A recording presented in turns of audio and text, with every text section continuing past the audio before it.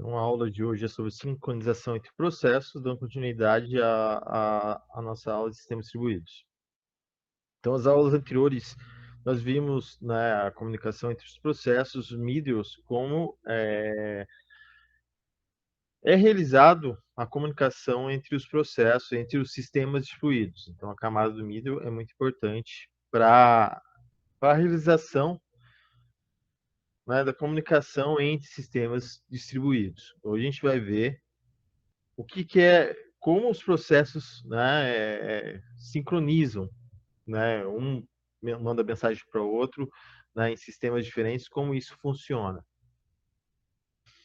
Então, antes, primeiramente, a gente tem que relembrar o que é processo. Vocês já viram o que é processo em sistema operacional. Então, é termo proveniente do campo de sistemas operacionais, em que um programa possui um ou mais processos sendo executados pelo processador. Então, aqui eu dou um exemplo: o navegador de internet possibilita a abertura de diversas abas ao mesmo tempo. O sistema operacional é capaz de funcionar de modo que cada aba seja um processo diferente, mas todo do mesmo programa. Então, o sistema operacional, por estar na mesma máquina, ele consegue gerenciar esses processos, né? Usar fila, usar threads, né? Semáforos para organizar e comunicar processos um com os outros.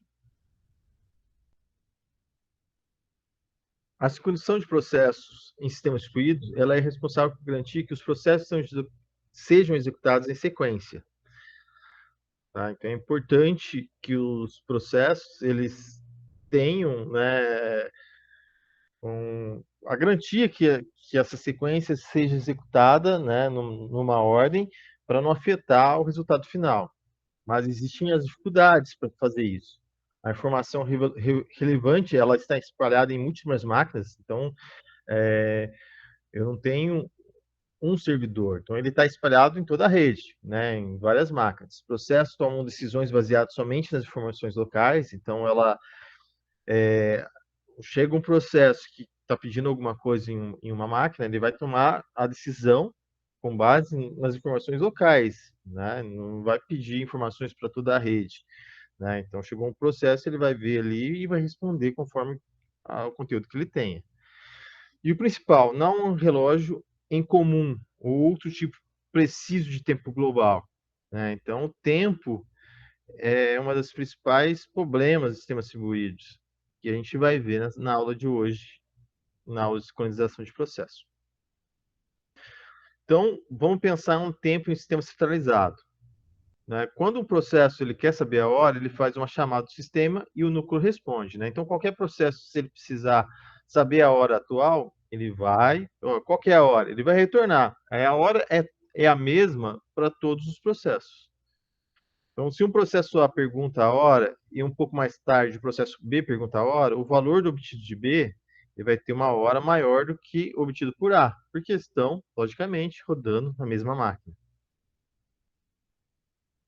Por que o tempo é tão importante para um sistema distribuído? Sistema distribuído, né, para garantir a ordem dos acontecimentos, né, que a gente vai visualizar na aula de hoje exemplos, né, que podem ocorrer. E como especificar o tempo em sistemas distribuídos, que também a gente vai visualizar hoje. Né? Voltando ali ainda, por que o tempo é tão importante? Né? Imagina um banco que tem, né, várias bases distribuídas, como que ele pode garantir, né, no caso de auditoria, que ordem que aconteceu os fatos, realmente aconteceu os fatos? Você tem vários relógios espalhados, né, por exemplo, em todo o Brasil tem bases espalhadas, replicadas. Como ele vai saber que hora realmente aconteceu em uma auditoria, né? Então, e por isso que é tão importante. Então, antes de a gente entender tudo isso, a gente precisa entender os problemas da sincronização que ocorrem, tá? Por falta desse tempo. Então, aqui tem o problema de sincronização do programa do Make do Unix. Então, antes de eu explicar esse gráfico, é importante entender o que é o Make do Unix. Então, ele serve, é um compilador que ele, quando ele compila, né, os arquivos fontes dos programas do Unix, eles são divididos em pedaços menores. para facilitar a compilação. Então, por exemplo, vamos pegar aqui esse output, né? Então, é um arquivo fonte. Um arquivo fonte, ele tem a extensão .c, né? Então, quando você compila usando o make, ele cria um output.o, que tem outros dados referente à compilação, mas principalmente ele tem a hora que foi compilado. Para que ele serve? Então, quando você fez alguma alteração no arquivo, você chama o make de novo, ele vai verificar nos arquivos.o se tem algum arquivo alterado, né, comparando a hora desse .o com o do .c, por exemplo. Opa, teve alteração, então vou recompilar só esse arquivo, não precisa recompilar todos os arquivos. Essa é a ideia do programa make, né? Então, o .o, ele grava o horário da última compilação, né? E quando eu faço uma alteração no código-fonte, que é o .c, ele vai alterar para a hora que eu manipulei esse arquivo, e quando eu chamar o make, ele vai comparar os dois arquivos e realizar a comparação, e fazer a compilação. Então, agora, vamos imaginar isso em um sistema distribuído, né, onde eu tenho duas máquinas, né, elas estão conectadas e os arquivos estão distribuídos entre essas duas máquinas. O computador 1, né, da linha de cima, ele está com um horário adiantado. E o computador de baixo está com um horário atrasado. Né? Então, vamos ver aqui na primeira linha de cima. Opa, deixa eu voltar aqui. Então, aqui, o primeiro usuário, a primeira máquina, ele fez uma compilação, chamou o make, ele gerou um .o atualizando às 9h44. Né? Gerou o arquivo output 21h44. Compilou o seu arquivo. Um pouco depois, o computador 2, ele alterou o código-fonte do output. Porém, o relógio dele está atrasado. Está 9h43. Quando ele chamar o make, o que vai acontecer? O arquivo dele não vai ser compilado, porque o make vai verificar que o arquivo dele está com a hora acima do que foi criado o output.c. Então, o que acontece? A gente perde, né, alterações de dados. Né? Então, esse é um problema de sincronização de computadores em sistemas distribuídos. Problema de relógio, né, que a gente vai ver o porquê. Então, por que tem essa diferença? Então, todo relógio, todo computador ou máquina, ele tem um temporizador. Esse temporizador ele é composto por um cristal de quartzo usinado com precisão. Né? Esses quartos eles oscilam com frequência bem definida sob pressão. E associado a esse cristal de quartzo, existe um contador e um registrador de retenção. A cada oscilação, é gerada uma unidade de contagem que é decrescido do contador. Tá? Então, ele vai decrescendo, cada oscilação ele vai decrescendo esse contador, até o contador for igual a zero. Quando ele é igual a zero, gera uma interrupção e o contador é carregado pelo registrador de retenção. Então, com esse cristal de quartzo, a gente pode definir tempos lá de 60 segundos, né? E essas interrupções são denominadas clock do relógio. Né? Então, a ideia aqui do cristal de quartzo é mesmo fazer esse controle, né, do relógio. Através dele é possível fazer essa medição do tempo do relógio.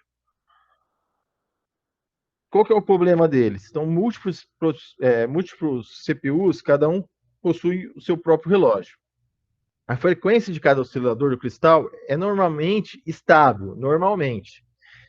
É impossível garantir que todos os cristais funcionem na mesma frequência. Mesmo computadores idênticos, é impossível a gente determinar. Então, no caso lá do exemplo, se a gente deixar computadores idênticos funcionando com o mesmo tempo, pode ser que eles não tenham alteração de tempo, mas pode acontecer que tenha, né, uma frequência, pode ser que tenha oscilação dessa frequência, e um relógio se adiantar em relação ao outro, e ocorreu o problema novamente do que eu citei lá do programa Make do Unix. Quando os cristais funcionam a taxa ligeiramente diferentes, ocasionam relógios fora de sincronia e problema das defasagens do relógio, né? Então, relógios atrasados ou muito adiantados. Tendo essa ideia de como funciona o relógio, então, como sincronizar os relógios em tempo real? Né? Fazer com que a sincronia dos sistemas distribuídos, né, ela tenha uma garantia, né, de ordem dos eventos. E como sincronizar os relógios um com o outro em um sistema distribuído. Isso que a gente vai ver agora. Então, existem vários métodos, né, que eu vou demonstrar para vocês. E são dois tipos, basicamente, são dois modelos. Os algoritmos com relógio lógico. Um resumo bem básico. Eles estão relacionados à ordenação de eventos, independente da hora real. Então, o relógio lógico, os algoritmos, nessa ideia, eles se preocupam com a organização, a ordenação dos eventos que acontecem. Eles não estão preocupados na hora real dos relógios, né? Na ordenação da hora. Eles estão preocupados na ordenação desses eventos. Já os algoritmos com relógio físico, eles estão relacionados à ordenação do tempo real, né? Então, eles estão preocupados em sincronizar o relógio, né? Eles pensam na sincronização do relógio. Alguns tipos de relógio lógicos que a gente vai ver nessa aula: algoritmos de Lamport, multicast totalmente ordenado e relógios vetoriais. Então, vamos ver como que o Lamport ele resolveu uma parte dessa sincronização. Então, em 1978, Lamport mostrou que, embora a sincronização de relógio seja possível, não precisa ser absoluta. Então, ele diz assim no problema dele, na resolução dele: se dois processos não interagem entre si, não é necessário que seus relógios sejam sincronizados. Né? Então, por exemplo, se eu tenho várias máquinas, se uma máquina A conversa com B e C está lá parado, C eu não preciso mexer no horário dele, não preciso sincronizar ele. Então, não é necessário que todos os processos concordem com a hora exata, mas a ordem que os eventos ocorrem. Tá? Então, aqui a ideia é na ordenação dos eventos. Mais um pouco sobre o algoritmo Lamport, relógio também conhecido como relógio lógico de Lamport. Então, relação acontece antes. Então, a relação de acontece antes é o que marca esse algoritmo. Então, se A e B são eventos do mesmo processo, e se A acontece antes de B, então posso dizer que A procede B, antecede B. Né? Então, A acontece primeiro e depois B. E sendo A o envio da mensagem e B o recebimento da mensagem, então a mesma premissa, a mesma ideia é composta ali no A, depois B. A envia a mensagem para B. Agora, se X e o Y acontecem em processos diferentes, né? Então X e Y em processos diferentes, eles não estão no mesmo processo. Mas X envia uma mensagem para Y, enquanto o Y também envia uma mensagem para X, essa ideia do Lamport é falsa. Então, os processos X e Y são ditos como concorrentes e o algoritmo Lamport já não consegue resolver tipos de algoritmos concorrentes. Então, como esse algoritmo funciona? Tá, aqui eu criei, da mesma ideia do Tannenbaum, do livro Tannenbaum, mas eu coloquei um pouco diferente para a gente poder entender como que esses processos funcionam. Então, aqui tem uma pessoa, um site de vendas e administrador do cartão. Como se a pessoa fosse fazer uma compra de algum objeto, um site de vendas, usando seu cartão. Então, no processo 1, ele tem o seu próprio relógio que está andando em uma frequência de 6 vezes, né? 0, 6, 12, 18, 24, 30, enfim. O site de vendas ele está pulsando 8 vezes, né? Então, eles são relógios diferentes, né? E administrador de cartão ele está em 10 em 10, o pulso dele. Então, são clocks diferentes de relógios, e, enfim, eu não posso sincronizar todos eles. Então, a gente vai usar o algoritmo Lamport para resolver essa situação. Quando uma pessoa quer fazer uma compra utilizando seu cartão. Então, o algoritmo de Lamport, ele tem a ideia seguinte, tá? Se o processo, a hora do processo é enviada junto com a mensagem, e no receptor, se essa mensagem for menor, então o receptor vai pegar o horário que foi enviado, e vai somar mais um, tá? Então vamos ver aqui no exemplo do lado direito, né? Então a pessoa, ela mandou a mensagem que queria comprar para o site de venda quando estava pulsando o 6. Depois chegou aqui no site de vendas ao 16, quer dizer, então a mensagem, a hora que foi enviado 6, ele não precisou atualizar. Opa, então eu estou com uma hora acima. E ele feito a compra, realizada a compra, no pulso 24,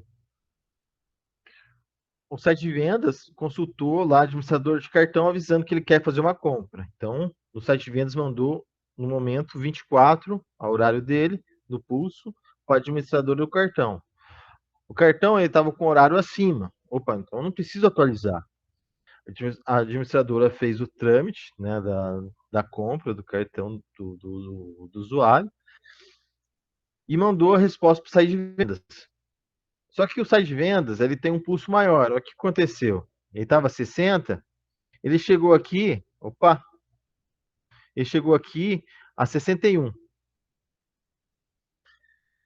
Desculpa, ele chegou a 56, olhando aqui no gráfico A, tá? Então 60, aqui ó, no lado A, ele saiu a 60, chegou lá a 56. Então, o tempo aqui ele já está, né, atrasado. O que ele vai ter que fazer, o site de vendas? Vai pegar o tempo do administrador de cartão e somar mais um. Então, agora ele vai fazer 61 e vai continuar esse pulso nesse horário, 69, 77, 85. Feito isso, o site de vendas, no momento 69, enviou a mensagem para a pessoa. Opa, sua compra foi confirmada. Só que chegou lá, ó, no lado A, estava 59. Ele enviou a mensagem a 69, chegou a 54. Opa, o processo, a pulsação está atrasada. Então, ele precisa atualizar, pegar aqui o horário que o site de vendas enviou, que foi 69, e atualizar mais um. Então, assim, ele consegue ter a garantia, né, da ordenação dos eventos e também, né, do tempo. Essa é a ideia do algoritmo de Lamport. Já no multicast totalmente ordenado, ele tem um outro conceito, tá? Então, os relógios lógicos Lamport ele pode ser usados para implementar envio totalmente ordenado de forma distribuída. Então, o multicast é a ideia, né, utilizada do Lamport para multicast, utilizar para um conjunto maior de atualizações, que a gente vai ver agora no nosso problema. Então, o exemplo de atualização de um banco. Então, imagine que nesse exemplo eu tenho um banco em São Paulo e em Curitiba, né, dois bancos de dados que são dados replicados, né, eles são idênticos, só que são replicados em locais diferentes. O funcionário do banco ele precisa fazer uma operação, ele irá fazer atualização de juros na conta dos clientes no valor de 1%. Então ele está lá em São Paulo, perto da base dele, e ele precisa fazer essa operação. Já em Curitiba, tem um usuário, um correntista, que quer fazer um depósito no valor de R$ 100 em sua conta. O saldo da conta do correntista é de R$ 1.000. Tá? Esse correntista está em Curitiba. Então, quando o funcionário vai fazer essa transação, ele precisa fazer nos dois bancos, né, de São Paulo e Curitiba. Só que, né, pela rota dos roteadores, aonde vai ser primeiro feito é em São Paulo e vai ter um atrasinho pequeno, depois foi feito em Curitiba. Até comi o ido de Curitiba ali. E o correntista, ele está em Curitiba, então o depósito, logicamente, ele vai ser feito para os dois, São Paulo e Curitiba, só que Curitiba ele vai receber esse saldo primeiro.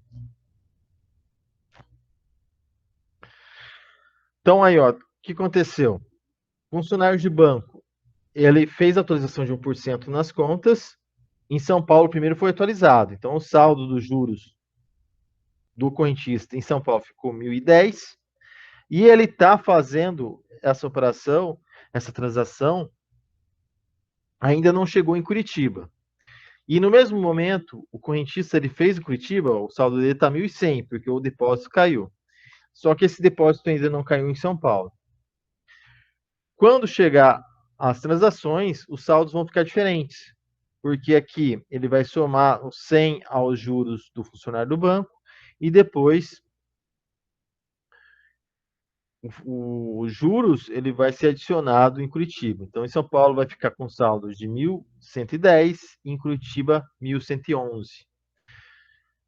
Esse é um problema de multicast. Como que pode ser resolvido, então? Então, o método multicast totalmente ordenado consiste nos seguintes procedimentos para resolver esse problema. Todas as mensagens são entregues na mesma ordem a cada receptor. Então, toda mensagem ele deve ser colocado na mesma ordem para todos os receptores. Os processos enviam mensagem multicast uns aos outros. As mensagens transportam as marcas de tempo, né, de cada um, timestamp, e o remetente recebe suas próprias mensagens. Para quê? Para identificar e pôr na ordem, né, a mensagem própria dele. Né? Então, os dois bancos eles têm que ter os mesmos conjuntos de mensagens para que sejam feitos ao mesmo tempo. As mensagens do mesmo remetente são recebidas na ordem que foram enviadas e não são perdidas. As mensagens são colocadas em uma fila local ordenada por marcas de tempo. Tá? E assim resolve aquele problema. Outro método seriam os relógios vetoriais, que resolve alguns problemas do algoritmo Lamport. Esse algoritmo foi desenvolvido por Matin e Fiddick para corrigir uma deficiência do algoritmo Lamport. Então, um evento A não implica necessariamente que ocorrerá após um evento B, né? Que eu já vou mostrar para vocês. Então, ali que a gente viu no site de vendas, nas compras, um processo chamando o outro. Né? Mas se ocorrer um processo não esperado, né? Que talvez seja importante para o decorrer do processo. Então, eventos que ocorrem foram fora do âmbito do processo principal. Depois corrijo aqui. Eventos que ocorrem fora do âmbito do processo principal. Então, aqui o exemplo. O evento M2, ele não foi considerado no decorrer da operação do algoritmo de Lamport. Né? Então, aqui teve o M1, o M2 ocorreu, mas não foi considerado porque não fazia parte do processo. Né? Imagine lá que o administrador de cartão mandou uma mensagem para o site de vendas, estou aumentando a minha taxa de juros para parcelamento, né? Ou aumentando a minha taxa de valores que eu vou cobrar, né? Que isso no site de vendas afetaria, de repente, o preço do produto. Então, não foi considerado. Então, qual que é a solução proposta para o problema? O relógio lógico passa a ser um vetor de contagem de eventos. Então, cada processo ele vai ter um vetor, vai contar os seus próprios processos e os processos dos demais. O tamanho do vetor será a quantidade de processos cooperando entre si, e em cada posição corresponderá a um contador de eventos. Então, vamos visualizar como fica. Tem as regras ainda. Antes de cada evento de um processo, deve ser acrescentado no valor da posição do seu evento. Então, ocorreu um evento, ele precisa contar né? Nos exercícios vai ter lá, tá? Nos exercícios de vocês. Então, um evento não precisa necessariamente comunicar com o outro. Se ele fizer o processo, ele fez um processo na máquina, ele também local, ele também conta como um evento, tá? Então, cada processo terá um vetor e será responsável por atualizar seus eventos e anexar a mensagem uma cópia do vetor para atualização dos demais. Então, ele tem que além de enviar ele tem que enviar o seu vetor, atualizar o seu vetor e enviar o seu vetor para o vetor que receber atualizar o vetor. Quando receber uma mensagem, o processo deverá atualizar esse vetor de acordo com o dela, né? Então, ele vai ver o vetor que chegar para atualizar o seu vetor, realizando a iteração das informações. Com o vetor local atualizado, é possível determinar a ordem dos eventos. Então, vamos visualizar como fica. Tá? Aqui eu mudei o foco da imagem. Então, o M1, aqui o M2 é o que está correndo aqui, né? É um evento que não foi tratado no algoritmo Lamport. Como que ele ficaria? Aqui no lado, na figura B, a gente consegue visualizar. Então, a pessoa, ela enviou um evento para o site de vendas, opa, que eu quero comprar. Então, aqui em vermelho, em pessoa, ele atualizou seu contador, colocou um no seu contador e enviou para o site de vendas. O site de vendas, opa, atualizou, né, o vetor do site de vendas, ele atualizou o seu vetor de pessoa, né, esse um é de pessoa, e somou mais um com o vetor de site de vendas. Então, ele organizou o evento. Aqui, ó, no caso do M2, ocorreu o evento. Opa, aconteceu o evento, então a administradora de cartão aqui, o vetor, ele vai somar um ao seu evento, né, no vetor, e vai passar esse vetor, essa mensagem, junto com o site de vendas. Opa, ó, teve uma atualização da taxa de juros por parcelamento. O site de vendas vai receber essa mensagem e vai atualizar seu próprio vetor. Tá? Então, na ordem de execução do site de vendas, o que ele vai visualizar? Opa, qual que é a ordem, qual dos processos, o que está acontecendo antes ou depois. Então, ele tem um controle maior. E depois vem a continuidade do processo, que é a compra, envio do site de vendas da compra para o administrador de cartão. Né? Então, está enviando lá o pedido de compra. Né? Então, tem uma atualização aqui do vetor do site de vendas, enviando as mensagens para o administrador de cartão. Então, ele consegue tratar isso daqui. Né? Então, pela essa ordenação, com esse vetor, ele consegue ver e fazer esses tratamentos, né, de eventos que ocorrem depois. Agora, a gente vai ver a questão de alguns exemplos de relógios físicos que se preocupam, né, na sincronização do relógio, não do evento em si, como foi no caso dos relógios, algoritmos relógios lógicos. Então, existem algumas bases externas que é possível fazer atualização do relógio. Então, tem o GMT, média do horário solar aparente no Observatório Real, em Greenwich, Londres. Então, existem vários, peguei só 3 exemplos. A UTC, o sucessor do GMT, então existia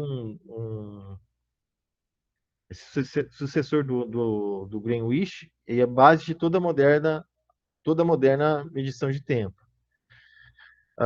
Tem o NIST, que fornece o UTC por meio de operação de estação de rádio de ondas curtas. Tem até o próprio GPS. Então, tem vários modelos de horário que pode se consultar para atualizar o horário.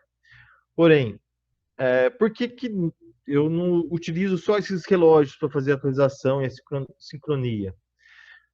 Se a gente for pensar, se meu computador, se eu tiver 2 computadores, né, naquele exemplo do Make, se os computadores ficarem indo buscar toda hora esses horários, tem o tempo de cada um de buscar essa informação e atualizar. Então, mesmo assim, pode ter variância de tempo, né? Porque cada um vai fazer uma consulta lá no servidor de tempo para se atualizar. Então, qual que é o tempo, essa latência de ir buscar e trazer?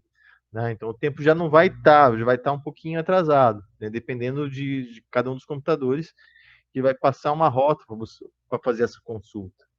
Então, vamos ver alguns modelos, alguns algoritmos, ideias que foram realizados para resolver esse problema, utilizando a sincronia do relógio físico, pensando só na sincronização do relógio. Primeiro é o algoritmo de Berkeley. As máquinas estão em um sistema intranet, tá? Não tem uma consulta externa. E não utilizam um relógio externo para consulta de sua estrutura. Tá? Então, ele consiste em quê? Um servidor de tempo. Um servidor, uma máquina responsável por determinar o tempo ativo, responsável por perguntar a hora em tempos determinados aos computadores da rede.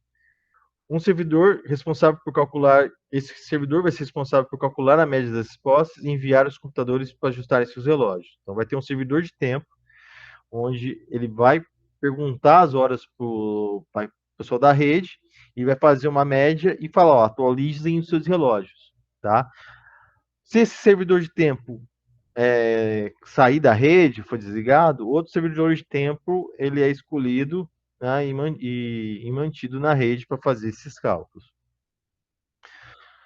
Então aqui está o gráfico do servidor de Berkeley. Então tem o servidor de tempo, ele está com a hora 3 horas, o PC1 ele está com a hora 3h25 na figura A, e o PC2 2 horas e 50. Então, em tempo, o servidor fica falando, ó, que horário que você tem, para atualizar e deixar tudo sincronizado o tempo.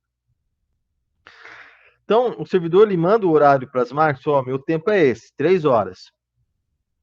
PC1 e PC2 recebe esse horário, e na figura B, eles fazem o cálculo e retornam.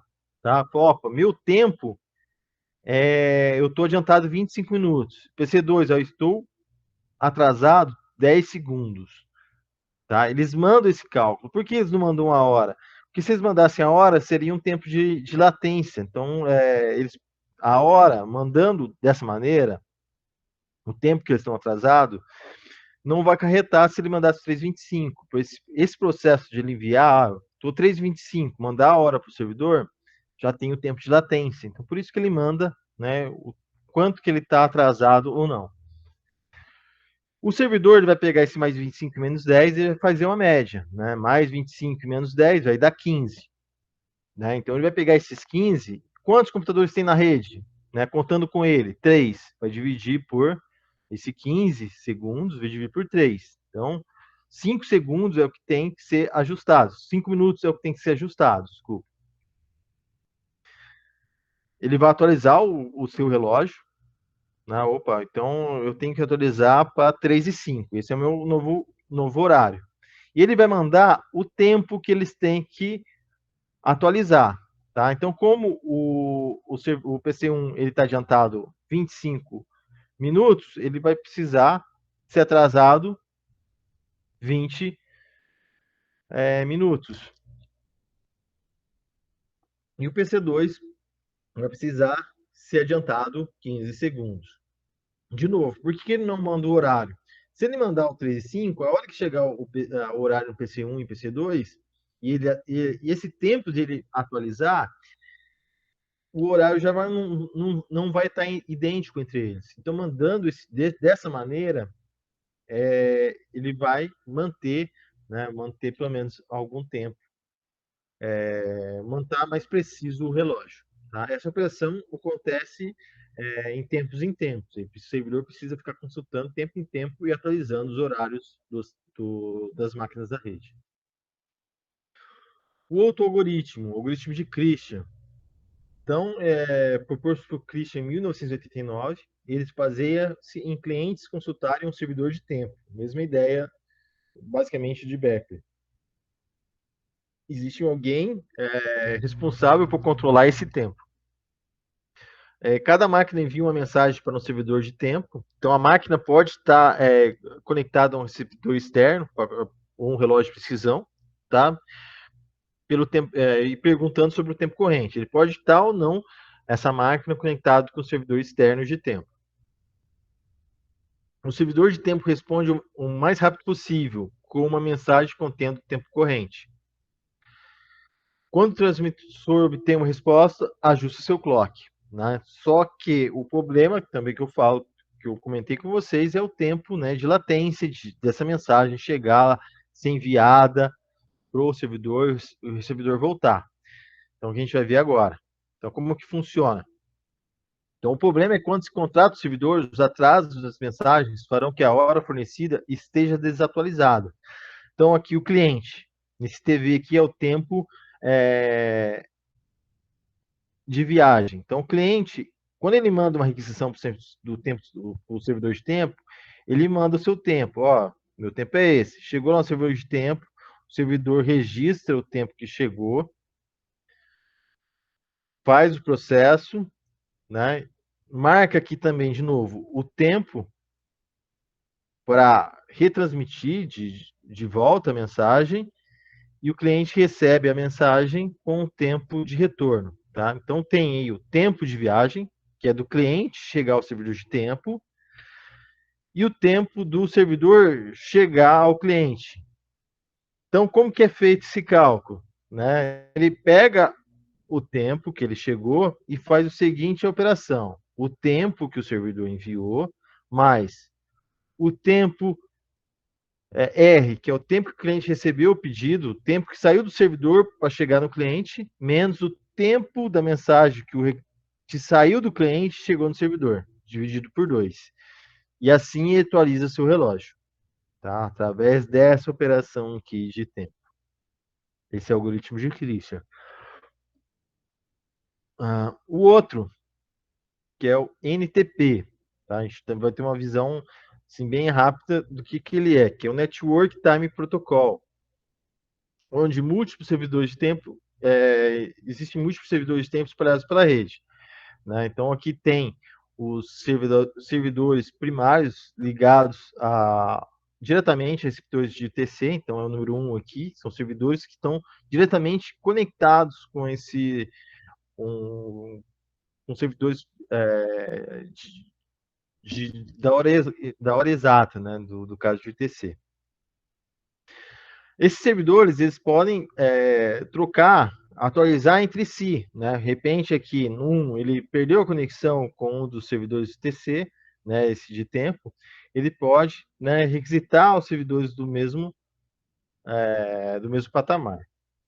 Os servidores secundários sincronizam com os primários, né? Então, os servidores de baixo aqui, eles pedem e se atualizam com os acima. E os terciários se sincronizam com os secundários, né? Então existe uma cadeia bem grande do NTP, chega até 16, enfim. Então permite sincronizar um elevado número de máquinas, né? Então eles conseguem sincronizar entre si. Permite lidar com avaria de servidores. Se um servidor secundário não consegue aceder ao primário, tenta aceder ao outro. Então se não conseguir ir acima dele, né, o servidor acima, ele pode requisitar alguém que está ao seu lado. Então, existem servidores redundantes e caminhos redundantes entre servidores. Usa autenticação para verificar se a informação vem de fonte viável. Algumas características do Network Time Protocol. São baratos, por não exigir relógios precisos, atômicos ou com GPS em todas as máquinas, né? Então, como ele sempre consulta servidores, então são mais baratos, não precisa ter um relógio, por exemplo, GPS, então ele é impreciso devido ao tempo de propagação das mensagens pela rede não ser constante. O algoritmo de sincronização dos relógios leva em conta uma estimativa do tempo de programação das mensagens pela rede. Então, existe também um cálculo, tá, do NTP, que é o tempo dessa latência de receber essas mensagens de envio, que também deve ser calculado para a atualização do relógio. Mas mesmo assim, existe um erro implícito que pode chegar a dezenas de milissegundos e que deve ser levado em conta pelos sistemas. Bom, aqui eu deixei o cálculo de deslocamento do NTP, eu não vou cobrar de vocês, mas quem tiver curiosidade, aí tem um site ali, ele explica como que é realizado esses cálculos de deslocamento, tá, do tempo. As referências peguei, né, do livro do Coroas e também me baseei bastante no livro do Tannenbaum, de Sistemas Distribuídos.